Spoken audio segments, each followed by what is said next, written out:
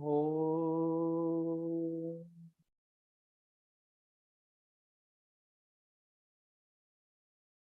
Sthapakaya cha dharmasya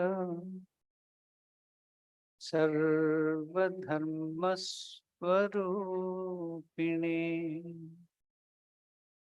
avataravarishthaya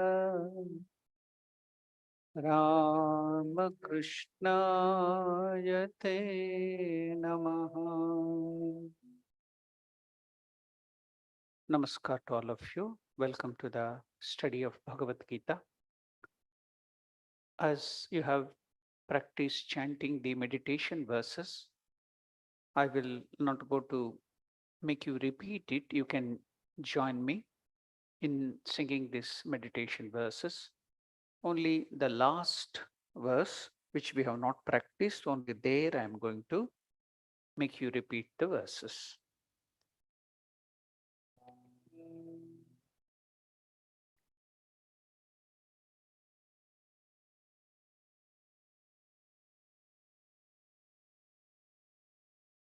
Om Parthaya Pratibodhitam Bhagavata Narayadena Swayam Vyasena Gratitham Puranamuninam Madhye Mahabharatam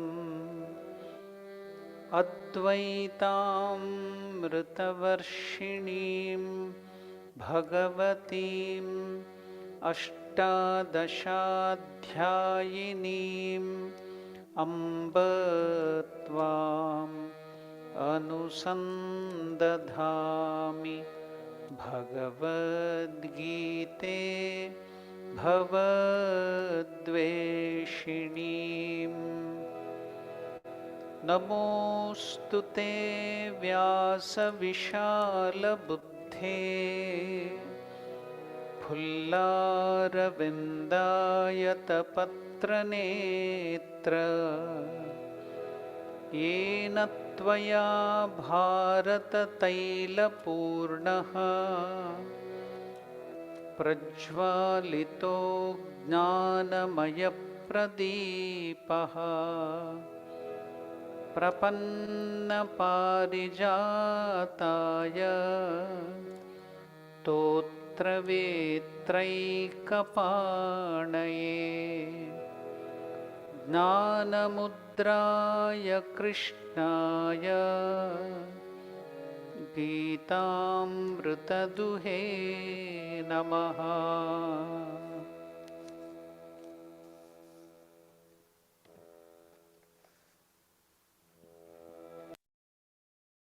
Sarvopanishado gavo Dogdha Gopalanandanaha Partho Vatsasudhi Bhokta Dugdham Gitamritam Mahat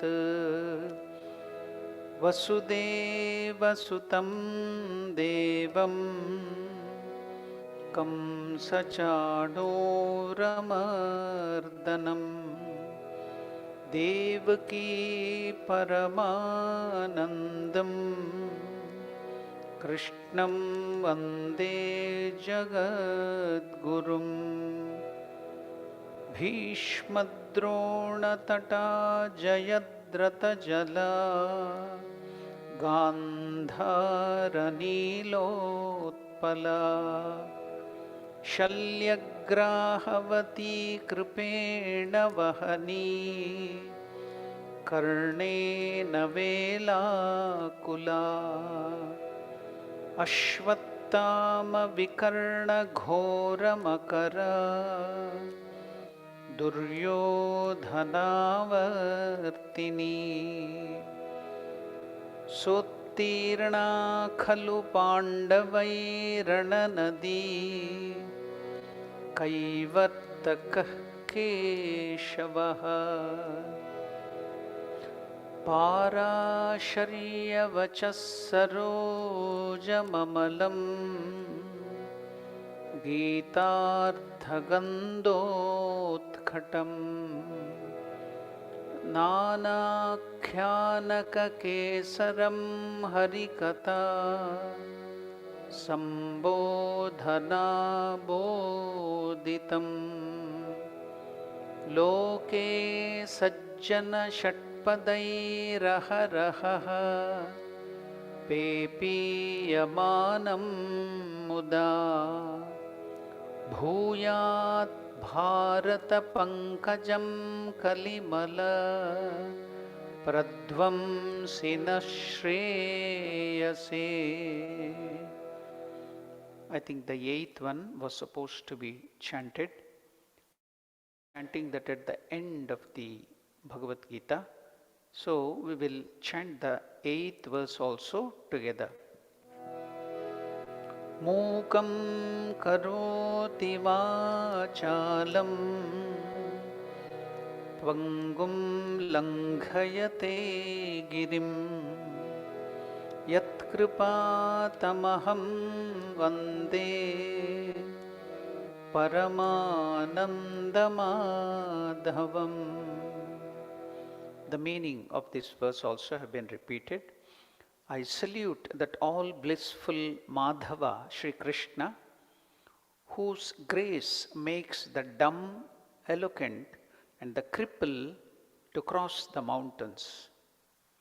Now, finally, the ninth verse of the meditation of Bhagavad Gita. This is the last verse of on the meditation. So we shall learn this. I will teach you. Please repeat it after me. Yam Brahma Varunendru Rudra Marutaha Yam Brahma Varunendru Rudra Marutaha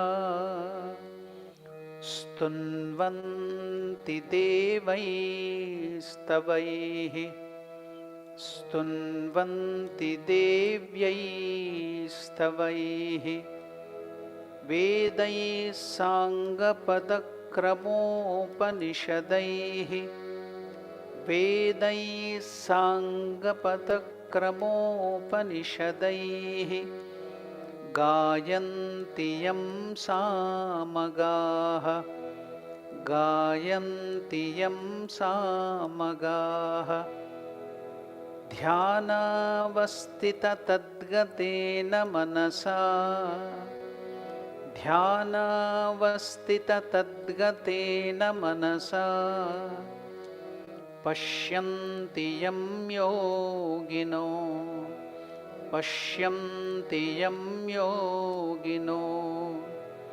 Yasyantam na viduh sura suragana Yasyantam na viduh sura suragana Devaya tasmai namaha Devaya tasmai namaha.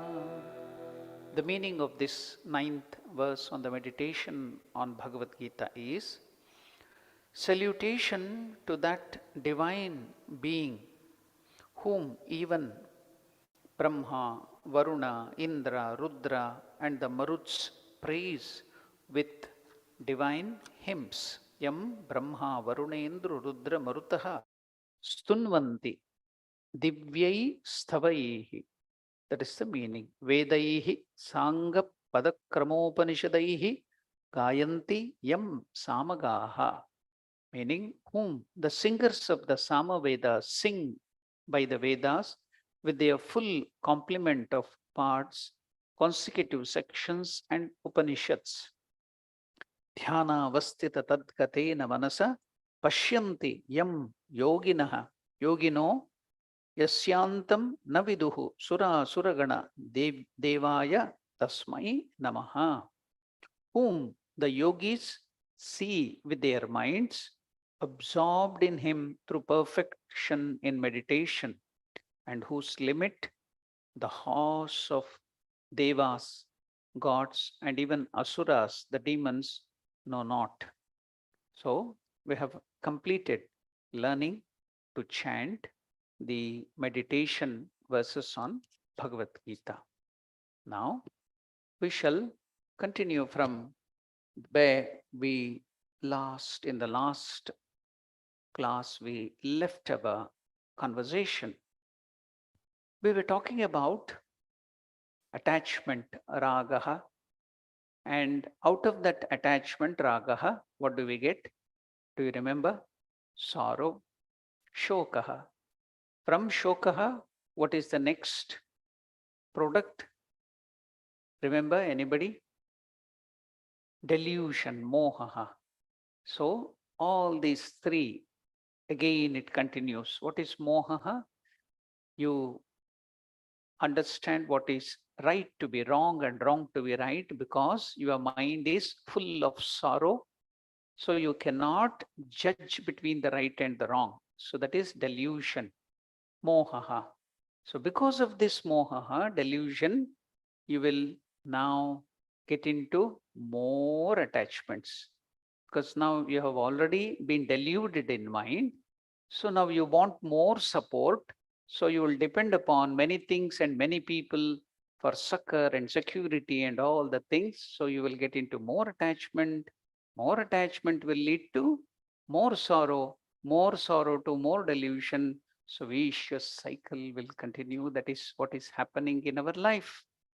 So now I took you through the difference between attachment and love. You should not confuse about that. I gave you so many differences to understand that. Then how attachment leads to sorrow and how sorrow leads to delusion. Then after that, these things just like shoka, moha, ragaha or attachment, then through that we get into sorrow and sorrow into the delusion were figure of speech. Then I started with the example given by one of the founders of the, what is that, Infosys, the mother-in-law of the Prime Minister of England. So Sudha Murthy, she has written an article. It's a very famous article. I took you through that. So while half of that was completed, we completed our time. So I kept that for the present class. So I will give you how we get one of the examples in the worldly life, we get into attachment and how we get into problem. Now, Sudha Murthy, the founder of Infosys, she writes, one of the founders, when my daughter, that is the wife of Prime Minister of England, Sudha Murthy's daughter, she is telling about her daughter. When my daughter, the elder of the two, wed and left home, I felt a part of me gone because I was so attached to my daughter. With a daughter and a son, I know what both mean differently. When she was in her teens, Sudhamurti is telling, I felt as if she was my physical extension. So when she left home to set up her own family, I felt like I lost a limb. I was in pain. Next time she came to stay with me, Sudhamurti tells, I was astonished how our priorities had changed completely. Now Sudhamurti remembers we too must have given the same shocks to our own parents, isn't it? When she said Amma, because Sudhamurti is from South India, her mother tongue is Kannada. So Amma means mother. When the daughter now, she told Amma, she didn't mean me, that is Sudhamurti, but her mother-in-law. That was a shock to me, not me. I felt she was always in a hurry to go back to her house and not stay with me for a few more days. That was the first time it dawned on me that I have to start practicing detachment with attachment. Detachment with attachment. That is the term. The term of this article is detachment with attachment. 2 years after my daughters, Sudhamurti, after their marriage, my son left for higher studies to US, having experience. Now, having experienced a child, that is daughter's separation once, I was now better equipped emotionally. So Sudhamurti is telling, I plunged headlong into various classes held in the city, starting from Vedanta to so many other classes. So she started reading Vedanta, Bhagavad Gita, and other thing to get detachment from attachment. That's what she is telling. See, with a lively example, with the example from the life, I think you can understand better. That's why I'm giving the example, because whole of Gita, so many places you will find this word ragaha, attachment. So if you have a better knowledge, then you can understand Gita. So some of the terms here I'm taking you through is that when you understand, when you go to read Gita, you will be in a better position to understand that. Now, Sudhamurti is telling she plunged into these classes of Vedanta to get this detachment. Now she wanted to be away from home. Why? Because her husband was a 24 bar 7 workaholic, Narayan Murthy.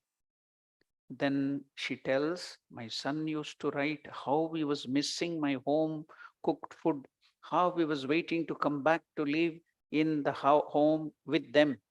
After a few years, he did come back, and the parents, that is Narayan Murthy and Sudha Murthy, got him married.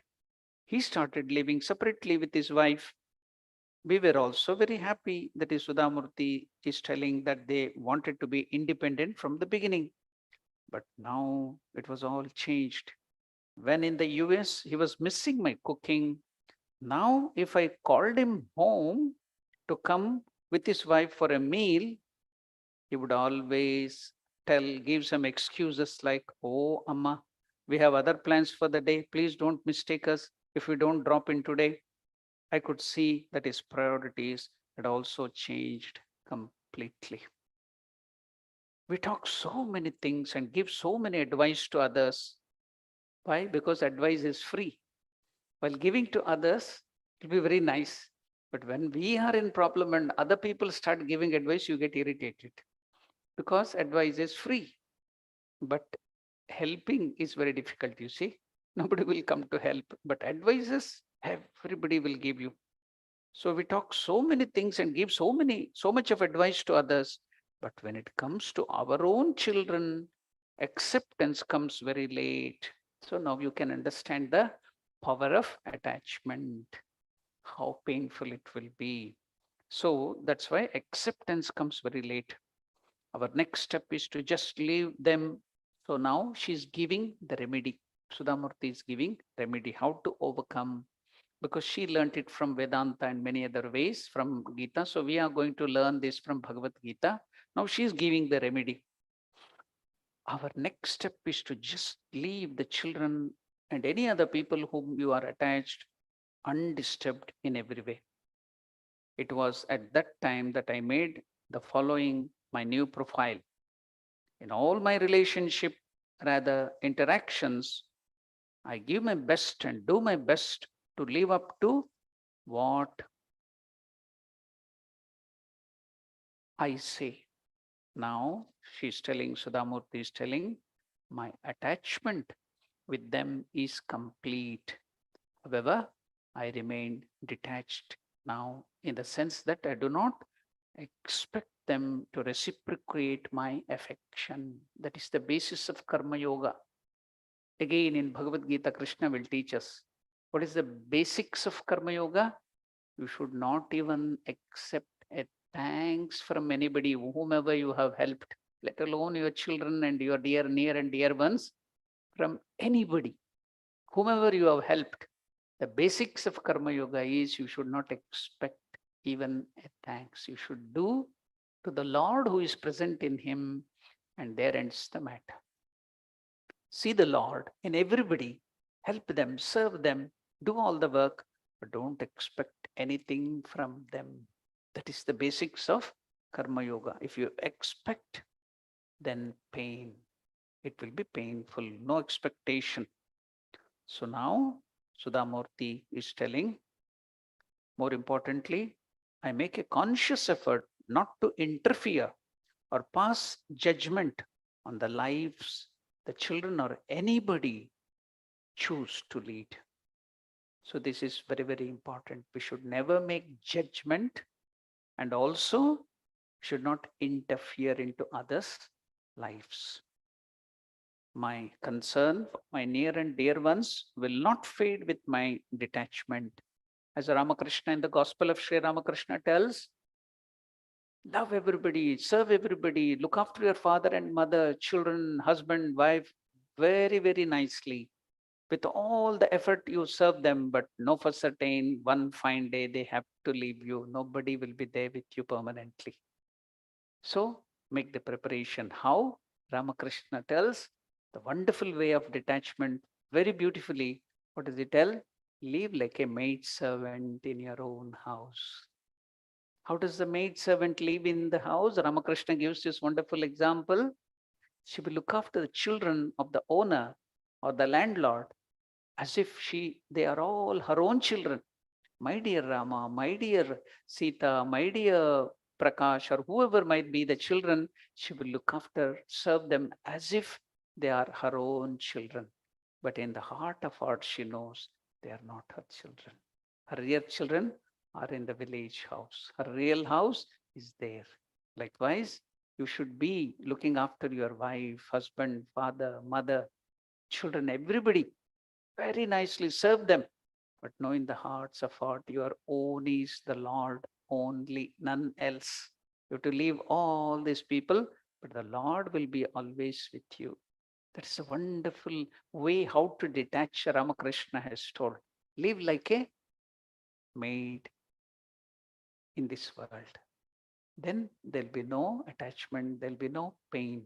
Serve everybody, do the best to everybody, whomever you are attached to, do the best, serve them nicely, look after them nicely, but not as that person, but as God.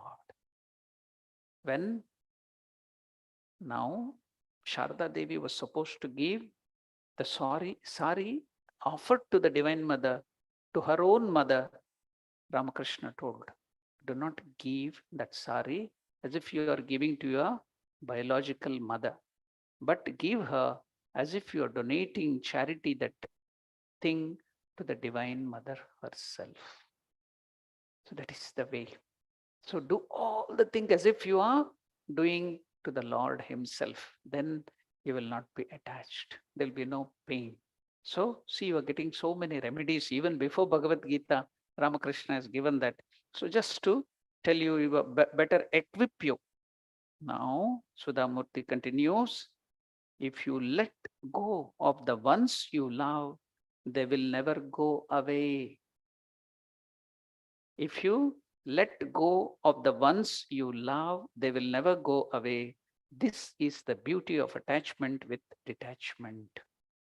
I have learned to love and let go. This dictum has developed tolerance in me. When I let the people live the way they want to, I learn to accept them for what they are. Accept everybody as they are. Don't expect them to be as you want them to be. Accept them as they are. So that is the secret. The dictum has developed tolerance in me. When I let the people live the way they want to, I learn to accept them for what they are. Most importantly, I learn to tolerate the world around me. And this tolerance brings in me a sense of peace and contentment. Now, Sudhamurti is telling, I have realized that we start growing mentally much more only after the children leave the house. And we have to tackle the emotional vacuum that arises along with age-related problems. This is one of the examples of Sudhamurti. But for all of you, You have to be ready with the same technique to all the people and things you are attached to. There's only one example for children, about children she is telling. Now, how to overcome this emotional vacuum in a worldly way, she has described. Now, Sudhamurti is telling, I especially dedicate this post to my friends who are totally dependent on their children's lives to nurture their own selves emotionally. Please develop your own interests, hobbies, etc. However mundane they seem to be, we must learn to love whatever we do instead of doing whatever we love. See that wonderful statement? I will take you through that again. We must learn to love whatever we do instead of doing whatever we love. Really a good secret you are learning. We must learn to love whatever we do instead of doing whatever we love. Very important to learn attachment with detachment as you age. Now, after this, I will come to the proper Gita, that is the 7th verse. And then again, in the end, if I have some time, then I will take you through how attachment led even to a person who had gone forward in the spiritual life to a very great height. By a small attachment, how he fell down. How that attachment can make you tumble down, even at a very great spiritual height, let alone at the worldly level. Even he had reached a very high spiritual state, he too had to tumble down with a small attachment. I will take through that after learning some of the verses. Let me take you through the verses now. The 7th verse. We have, in the last class, we studied up to the 6th verse. Now I will take you through the 7th verse.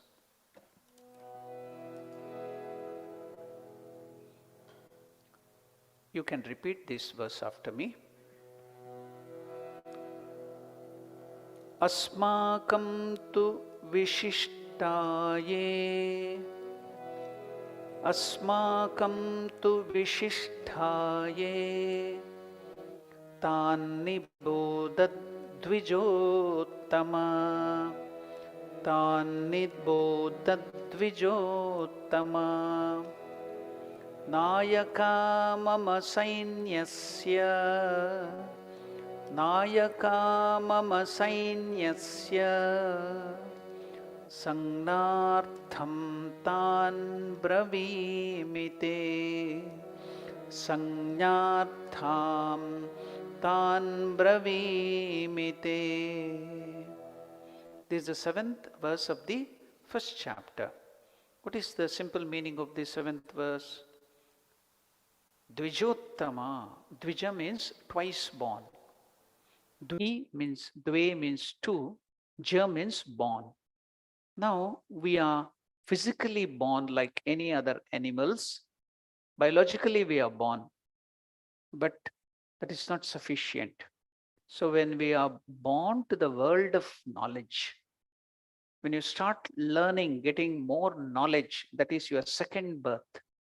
So that's why in our Hinduism, when they started getting into spiritual life, when they start learning the Vedas in those days, they would take them through the thread investiture ceremony and they would become Dvijas because they are born to the world of knowledge. They are called Dvija. That's why here our Drona was a Brahmana. So he is calling him, addressing him as Dvijottama, the best among the twice born. Dronacharya, now, O best of the Brahmins, here too about the principal generals on our side who are especially qualified to lead our army. These I now recount unto you. This is the simple meaning of the 7th verse. Now, why is he calling him Dvijottama? Dronacharya was a teacher of military science and not really a warrior. He was a Brahmana by birth. However, he was on the battlefield as one of the commanders of the Kaurava army. An impudent Duryodhana even doubted the loyalty of his own preceptor. Cunning Duryodhana deliberately, purposefully addressed his teacher as Dvijottama. He should have been addressing the warrior as the best of the warrior. Instead, he's addressing him as the best of the Brahmanas. Why is he doing so? You can see the cunning intention of Duryodhana to taunt his teacher. Best among the twice born or Brahmanas. He is denigrating, and veiled reminder for Dronacharya was that if he did not display his valor in the battle, he would be considered a lowly Brahmin who was interested only in the fine food and lavish lifestyle at the king's palace. So, very cunningly, he's taunting his teacher. Then, to cover up his vicious words and boost his teachers and his own morale, Duryodhana started naming all the great generals. See, with every word, you can understand the psychology, the mind, the bad nature, the cunning nature of. That's why studying this so nicely, Vyasacharya has put every word has meaning. Now he's going on describing who they are. Now we should also know what is the work of a Brahmana. According to our scriptures, a Brahmana can do yajanam. What is yajanam? Yaga, yagna, puja, all those things is yajanam.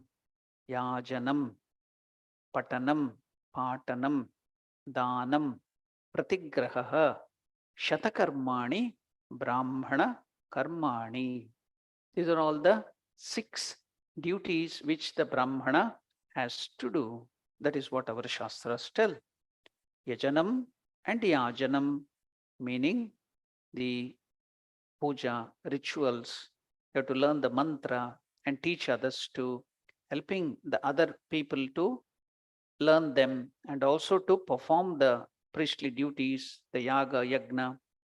Himself, he should do the Vaidika karmas. He should also officiate as a priest. These are the 2 duties which are given yajanam, yajanam. What is patanam? Patanam and patanam. Patanam means studying.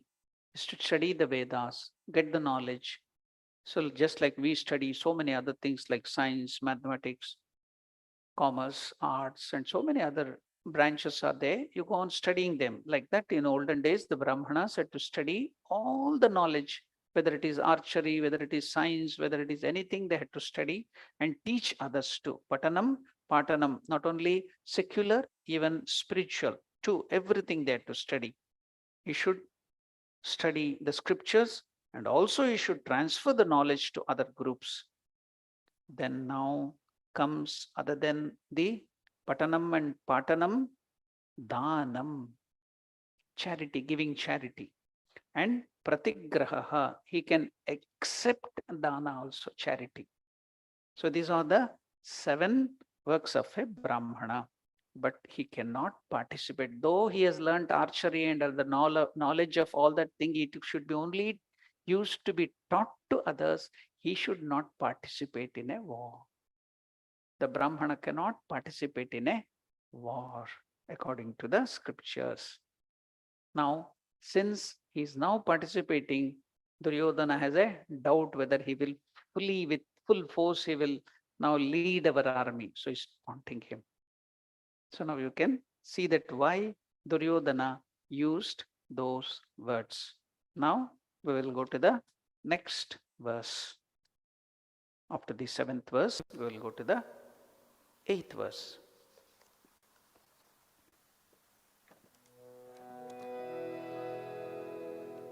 You can repeat this verse after me.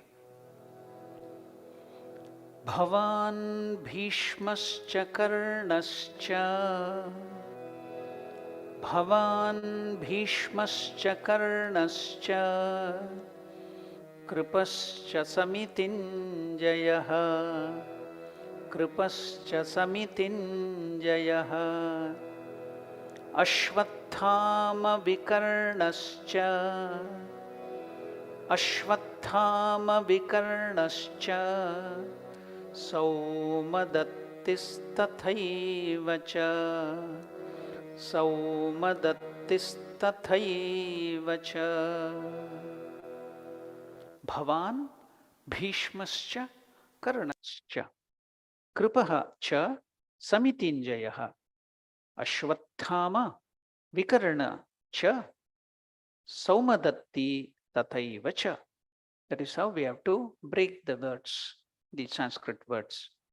What is the meaning of this 8th verse? Bhavan means yourself. He is respectfully addressing Drona as yourself. Bhavan in Sanskrit means yourself. You know, while we are asking alms from the lady of the house, the brahmacharis and other things, they used to go and beg. What is the mantra which is told? Bhavati bhikshandehi. O mother of the house, give me alms. Bhavati is the feminine form of the word bhavan. For the male, the address is bhavan. For the females, it is bhavati. So here bhavan means respectfully he is addressing Drona as yourself. So he is now telling who are all the great warriors on the side of Kauravas. Bhavan, O Dronacharya, you are the best warrior, you are leading. Then Bhishma, the grandsire, Bhishma. Cha means and. Kripa, Dronacharya's brother-in-law, Kripa, is also a Brahmana. Samitinjaya is an adjective. I'll come to that afterwards. Ashwathama is the son of our great Drona. Then Vikarna. Then Saumadatti. Let us go and see what Duryodhana is telling our great Dronacharya. Thyself and Bhishma and Karna and Kripa, the victorious in battle, Ashwathama, Vikarna, and also the sons of Somadatta. Duryodhana places Drona first in the list of Kaurava heroes. He may have done so because of the honor and recognition due to Drona. Also, Duryodhana had to please Drona as his fate in the war greatly depended upon the strength and valor of that great warrior. Now, he has named some of the warriors. Who are they? We all know who is Drona. I have told you, taken you through that. Even then, again, I can tell you, yes, Dronacharya is son of the Maharshi Bharadwaja, a master of the Vedas and Vedangas and text of eternal knowledge, a great ascetic, an exceptionally bold Athirata, great warrior, one who could fight more than 10,000 trained warriors single-handedly. So this Drona possessed deep knowledge and experience of archery and of other weapons as well. His skill in warfare was unrivaled. He only had taught the skill to both Kauravas and Pandava princes. In the Mahabharata war, Dronacharya commanded the entire Kaurava force. At the end of 5 days of fearful fighting, he heard a false report of the death of his son Ashwathama. Forthwith, he renounced his arm and sat in meditation. He went to the Pitraloka or the higher Loka in meditation to find out has his son Ashwathama died. At that time, Drishtadyumna came and killed Dronacharya. That is his participation in the Kurukshetra war. Then who is Bhishma? Here Bhishma, also another great warrior, has been named. Bhishma was the eldest son of King Shantanu. Can you tell who is the mother of Bhishma? Ganga, Mother Ganga. So Bhishmacharya is the grandsire, the eldest son of King Shantanu, and Bhagirathi, that is Ganga. His original name, earlier he got this name afterwards for some special feature in him, but his real name was, anybody knows the real name, earlier name of Bhishma? Devavrata. His earlier name was Devavrata. So we can have a quiz on Bhagavad Gita. Okay. First chapter, in the end of the Bhagavad Gita, if possible, we can have a quiz to all of you. Then in that you should remember what is the earlier name. I will ask you the question in the quiz. What is that? A, B, C, D. Then you have to answer. We will have a quiz, okay? So you should remember all these things. So Devavrata was the earlier name of Bhishma. Now King Shantanu, he had Ganga as the wife and Ganga had left him. Then this son is there with him, helping him, Devavrata. Once King Shantanu, he went out for some errand. He became enamored with a maiden, beautiful maiden, a fisher woman's daughter, Satyavati, and he wanted to marry her.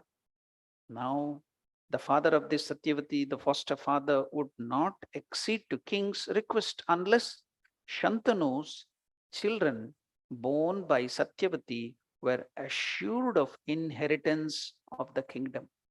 He was afraid. Bhishma was very strong. My children will not get, or the grandchildren will not get the kingdom. So Satyavati's children may be killed or may be sidelined. Bhishma is very strong. That's why if Satyavati's children are going to get the kingdom, then only I am going to give my daughter in marriage. Now the king Shantanu became worried. How can he ask his son?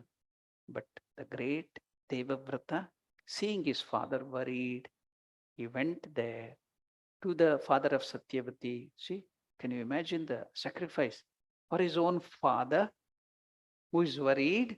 Such a great person, Devavrata. He went to that father of Satyavati and asked for the hand of Satyavati to his father. Then, when he told that condition, he took a vow on that day. What was that vow?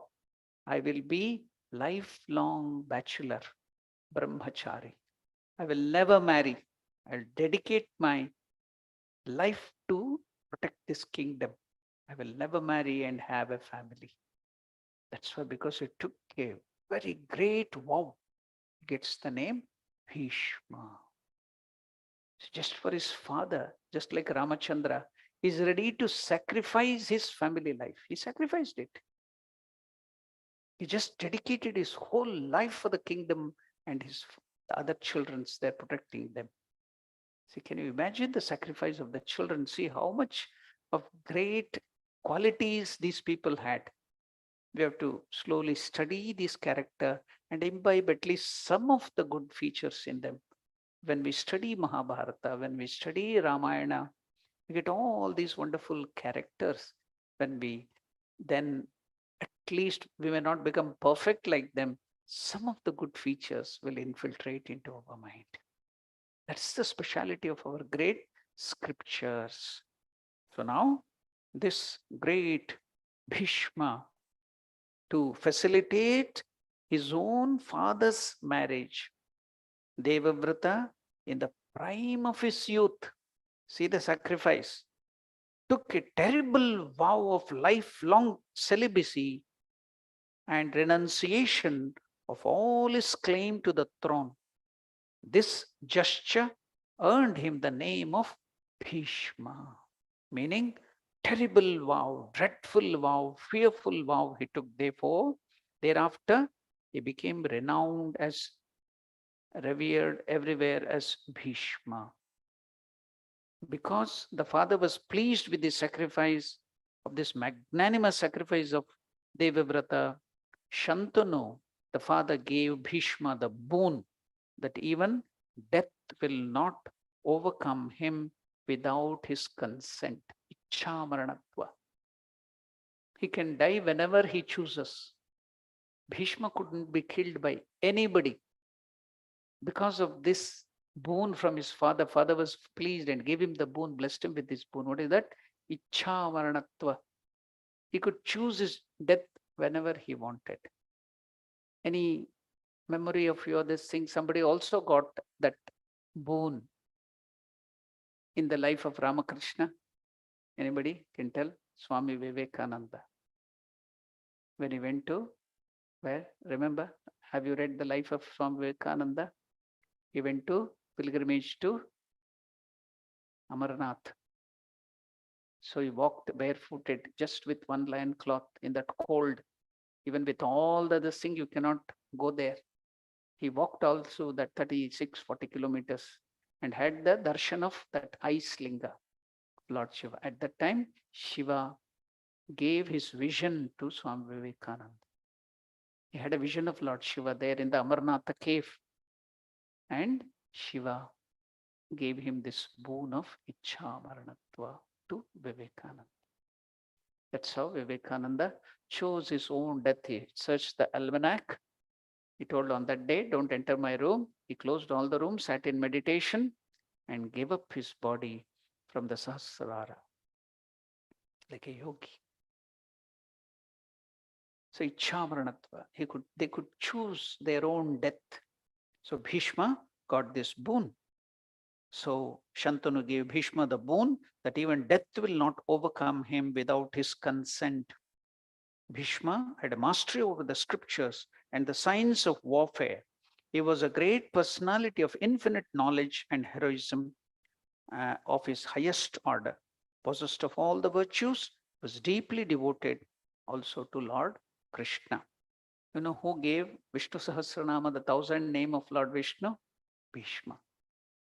Where in front of Lord Krishna he gave that. All we sing Vishnu Sahasranama, Vishvam Vishnu Ashatkaro Bhuta Bhavya Bhavat Prabhu. That Vishnu Sahasranama is given by this Bhishma on the battlefield in front of Lord Krishna. He was a great devotee also.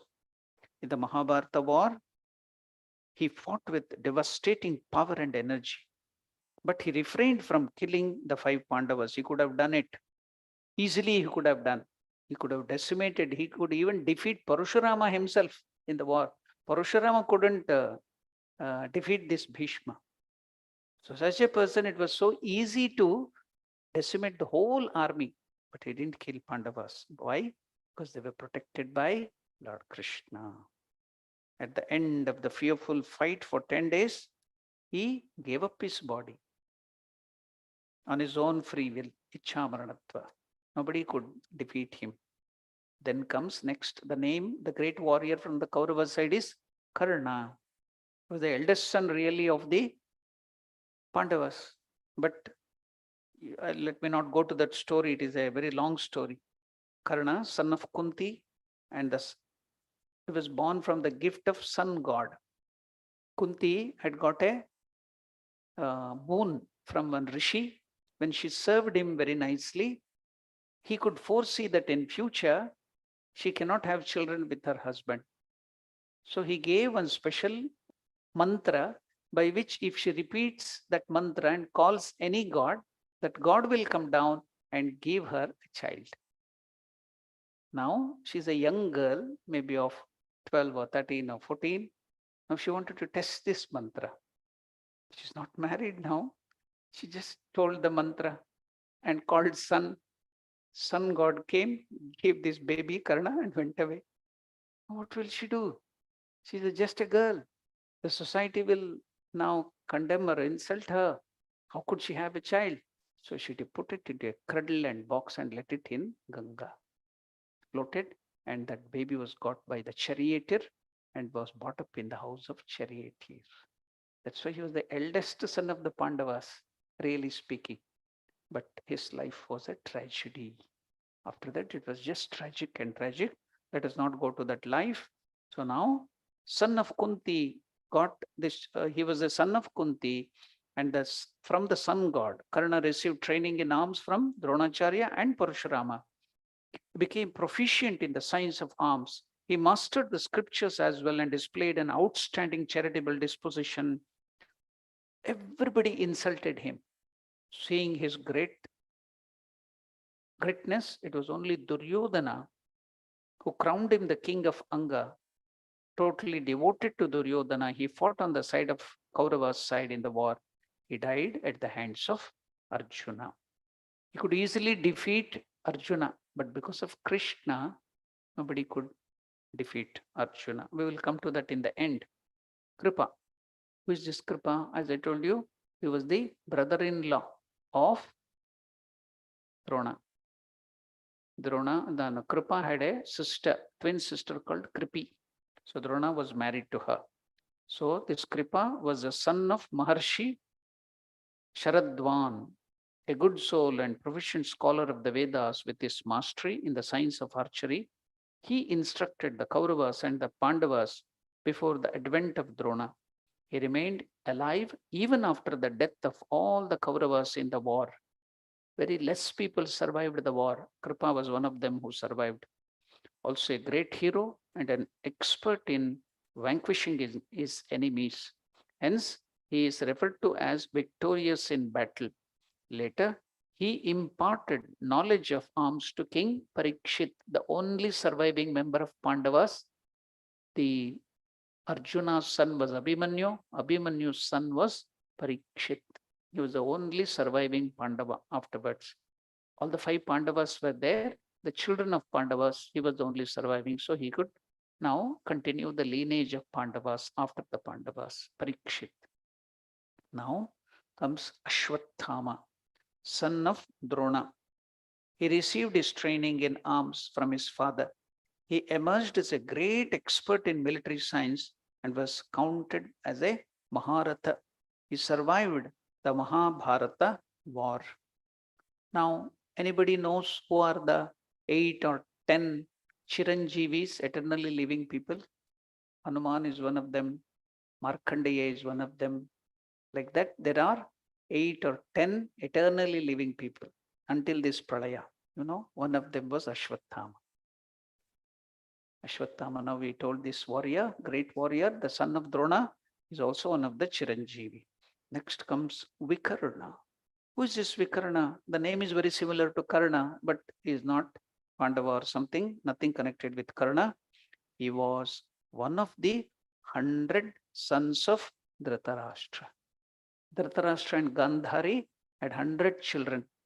Duryodhana was the senior most. Second was Dushasana. The third son was Vikarna.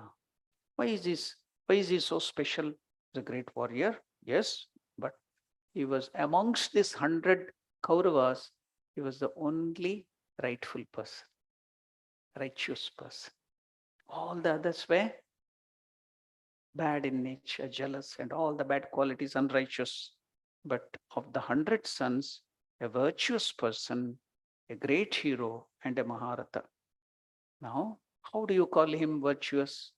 At the time of Draupadi's persecution, when they lost, Pandavas lost Draupadi, that wife, in the dice, game of dice, they tried to disrobe her in the court. Nobody could protest, but this person, Vikarna, was the of 1 or 2 people. It was only amongst the Kauravas, it was the Vikarna who opposed, alone who rose in open court and supported Draupadi against the grave injustice done to her. So that's why he is one of the good person amongst the Kauravas. Now next name given was son of Somadatta, Bhurishravas, grandson of Bahlika, who was the elder brother of King Shantanu, a righteous person, an expert in the art of warfare and a Maharathi. He performed many sacrifices, giving away great riches. Now, throughout Duryodhana's enumeration of these heroes' names, Drona remained silent. Silence gives the speaker a chance to turn introvert and realize his mistakes, if any. It indicates maturity and refinement. Most people lack this quality. They are impulsive in nature and become involved and excited in any situation. Drona's behavior can educate one in becoming more observant and objective in life. So we have now known the meaning and also the names enumerated here, their qualities. Now we shall go to the next verse, that is the 9th verse.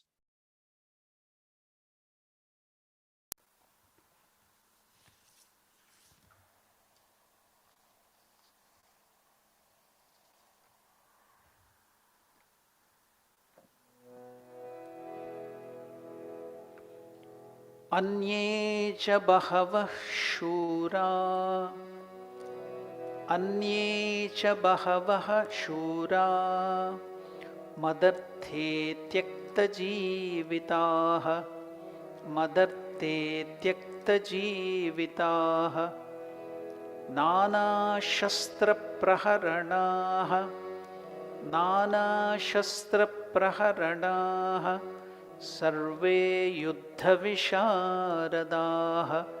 Survey युद्धविशारदाः. Duryodhana, after enumerating all the great warriors, is telling Dronacharya, not only these people in our army, we have so many other great warriors. Anyecha bahavaha shuraha. Who are they? Madarte tyakta jivitaha.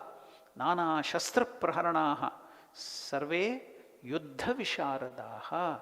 What is the simple meaning of this verse? Dronacharya is being told by Duryodhana and many other heroes who have given up their lives for my sake, armed with various weapons and missiles, all well skilled in the battle or on our sides. That is the simple meaning of this verse. Now let us see what is he telling here in this 8th verse. Anyecha, sorry, no, it's not 8th verse, it's the 9th verse. Anyecha bahavaha shuraha madate tyakti jivitaha. What is the meaning of that? What is he trying to tell? He's telling, and there are many other heroes ready to give up their lives for my sake. All of them have many weapons and missiles, and they are all experts in the war. Now, that is the simple meaning of this verse. Now, Duryodhana is telling, not only previously listed people, but there are more on our side. Anyecha bahavaha shuraha. And there are many other powerful ones. Who are they? Madarte tyakta jivitaha. Out of respect for me, Duryodhana, to me, they support me. They have now kept their lives at stakes and joined this army of the Kauravas. Even though they are not directly involved in this war, they have come to support me. Now you can see, you think the First World War happened in 1914 and the Second World War happened in 1943, is it? See, there is already a world war happening here in the Kurukshetra. Whole of thing is divided amongst the two. Even now, some war is going on, isn't it? Ukraine and Russia. Now, Russia is supported by China and some other countries, and Ukraine is supported by so many other countries. Likewise, here, these Kauravas and Pandavas are being supported by so many kings and kingdoms, different kingdoms from India and abroad too. So now that is happening, is telling so many people have now come to support me. They have renounced their lives for my sake, and they are not ordinary people. Who are they? Nana Shastra Praharanaha. They have got varieties of weapons and various missiles. Now we should know the meaning of Shastra and Praharanam. What is meant by this Shastra and Praharanam? Here, Praharanam means missiles. Okay? Praharana means missiles. What is meant by Shastra then? Means weapons.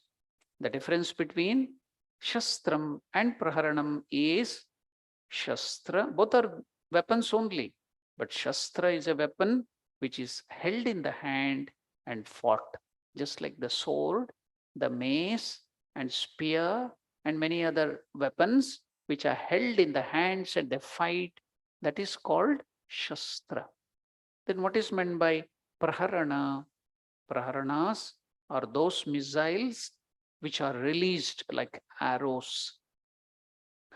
Now, they are not ordinary missiles like we have this nuclear missiles and so many other conventional missiles. But what kind of missiles are these people using? They are powered by mantras. Different mantras. How are they powerful? They become powerful by invoking various gods and goddesses into them by chanting the mantra. Therefore, it was not technology-based missiles, but they were all mantra shastra-based missiles. Okay? Any example? If you have read Ramayana, what happened? Once Rama was there with Sita. Then Mother Sita was troubled by the son of Indra in the form of a crow. He took the form of a crow and he was troubling Mother Sita. And what did Rama do? He took one small blade of dry grass there lying there, and he told the mantra, just the grass, and told the mantra of Brahma. It became a powerful Brahmastra missile, and he threw it towards that crow. The crow was the son of Indra, ran and ran and ran everywhere. Nowhere could he get the support and shelter.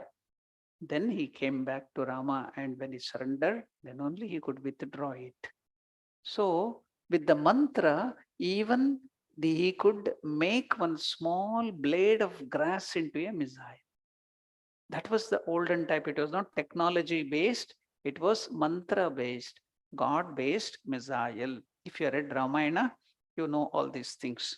So, the grass, as it has no strength, but when invoked the powerful Brahma, and therefore the blade of grass became Brahmastra, even more powerful than the nuclear missile. Now, that is the difference between Praharanam and Astra. And in those days, they had special missiles to what were the mantra based. Suppose this opponent is now giving the Agni missile. Agni means not the India has some nuclear missile called Agni, not that one. But Agni Astra is the fire god is invoked. When that arrow is shot, everything there will catch fire. Now the opponent, what will we do to protect it? He will use the Varunastra. Who is Varuna? The god of water. So immediately that water will go and drench that fire and douse the fire.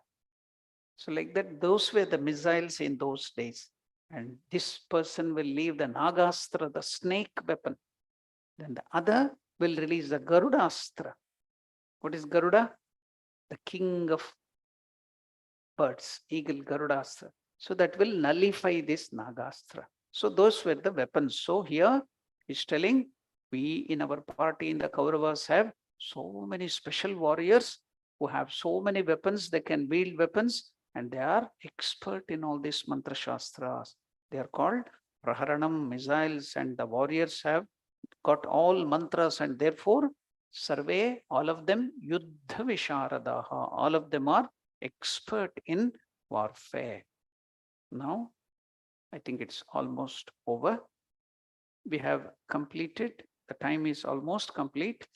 We have completed the 9th verse.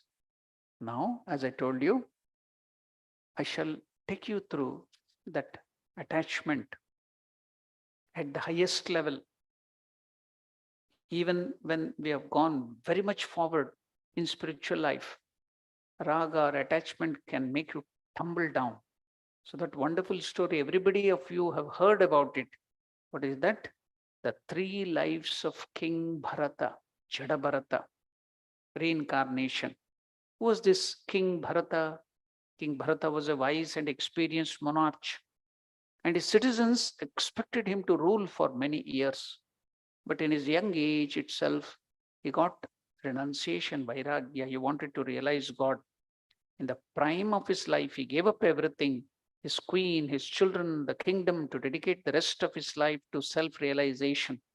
He journeyed to a sacred place of pilgrimage called Pulaha Ashrama at the foothill of the Himalayas. There the former king lived alone in the forest next to the bank of Gandaki river. His hair and beard grew long and matted and always appeared wet from his bathing 3 times a day. Every morning the king would sing hymns to glorify God, and later in the day he collected various fruits and roots which he would offer to the Lord before eating. Although the king had previously been surrounded by so much worldly opulence, now due to his austerities, he had no desire for material enjoyment and had thus become free from the cycle of birth and death. And as a great devotee of the Lord, he would constantly meditate upon the Lord and would often experience symptoms of spiritual ecstasy. What happened then? He has gone forward so much in spiritual life. One day, while he was meditating on the river bank, a pregnant deer, doe, that is the lady deer, female deer, doe, came to drink water. While she drank, a lion in the nearby forest loudly roared. Of great fear, the doe jumped into the river, and the baby deer fell out from the womb into the swiftly flowing waters. The deer, frightened and weak from her miscarriage, entered a cave where she soon passed away. But this baby deer, which was now delivered, it was now about to drown in the river. Bharata felt great compassion and he observed the fawn floating down the river. And so he lifted the baby from the water and brought to his ashrama. As he was a self realized soul, he saw all living beings with equal vision, realizing that the soul is present in all the bodies. He fed the deer daily with fresh green grass and made sure it was always comfortable. Soon, however, he began to develop attachment. See now, attachment at the highest spiritual level. He developed attachment for this deer. He lay down with it, walked with it, bathed with it, and even ate with it, with this Mahamaya. How it will delude us. When Bharata went to the forest to collect fruits and roots, he would always take the deer with him for fear that the dogs and jackals or tigers might attack it. He enjoyed watching the deer leap, gambol, and play like a child, and would often carry it on his shoulders with great affection. Thus, Bharata's heart became filled with love for this pet. He forgot God and God realization. Being attached to the deer and spending time raising it gradually resulted in Bharata becoming neglectful of his spiritual practices and of his meditation upon the Supreme. He thus became distracted from the path of spiritual realization and could think of nothing but the deer. One day, as Bharata was meditating or trying to meditate, as usual, he began to think about the deer instead of the Lord. Breaking his concentration, he glanced around to see where was his pet. When he could not see it anywhere, his mind became agitated and he began frantically searching in the ashrama. But the deer was nowhere to be found. Bharata thought to himself, when will my deer return? Is it safe from tigers and other animals? When shall I see it wandering in my garden, eating and tender grass shoots? The day over and the deer did not return. Bharata became overwhelmed with anxiety and set out after the deer, following its hoof prints in the pale moonlight. In his madness, he began to talk to himself. This deer was so dear to me, and I feel as though I have lost my own son. Oh, when will he again return and pacify my wounded heart? While desperately searching for the lost deer along dangerous forest paths, Bharata, this king, the former king, suddenly fell into a crevice and was fatally injured. Lying there, dying at the point of death, he visualized the deer suddenly appearing and was sitting by his side, watching over him, just like a living son. Thus, at the moment of the death, this king mind was completely focused on his pet deer instead of the Lord. In the Bhagavad Gita again, the shloka is there, verse is there in the Bhagavad Gita. What is that? Lord Krishna says, whatever state of being one remembers when he quits his body at the time of death, that state he will attain without fail. Whatever at the time of death you think, you become that in your next life. Now, this great king who had given up his home and hearth and kingdom and everything at his young age, prime age, and meditated and gone forward so much in spiritual life, because while dying, he was thinking of the deer. Consequently, in his next life, King Bharata entered the body of a deer. He became a deer.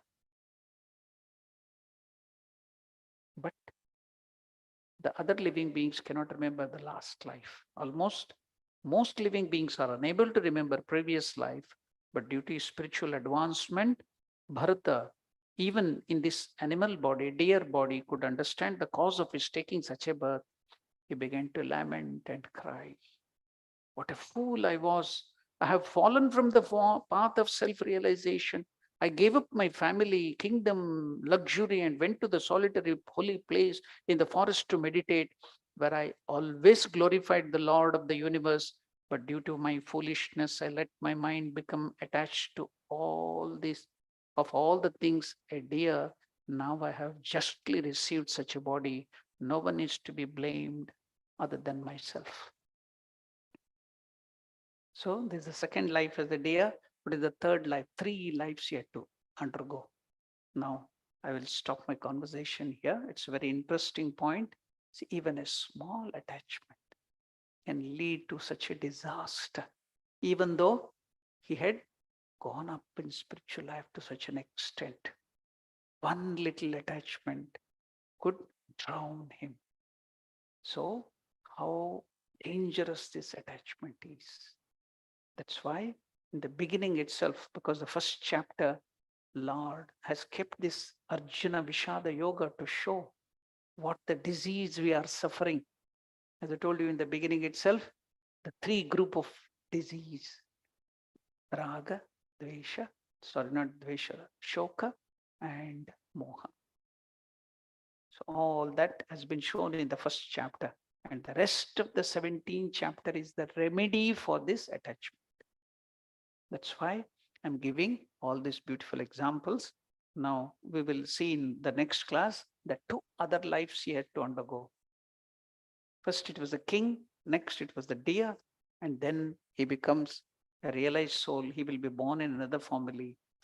That's why he's called Jada Bharata. Then he would not participate anything, always thinking on the Lord and Lord alone.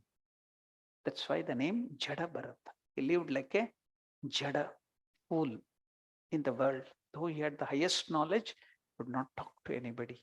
So that life we will see many places in the gospel. Ramakrishna refers to this Jadabharata. Many places the example is given of Jadabharata.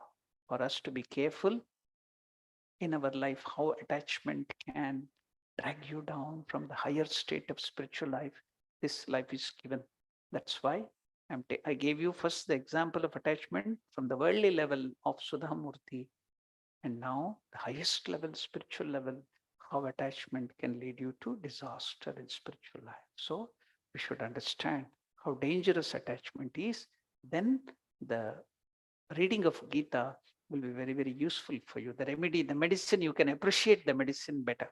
Okay, now we shall chant that last or the one of the meditation verses and end our discussion on Bhagavad Gita today. Mukam karoti vachalam Mukam karoti vachalam Pangum langhayate girim Pangum langhayate girim Yat kripatamaham vande Yatkrupatamaham vande Paramanandamadhavam Paramanandamadhavam Om Shanti Shanti Shanti Harihi Om Tat Sat Shri Ramakrishna Arpanamastu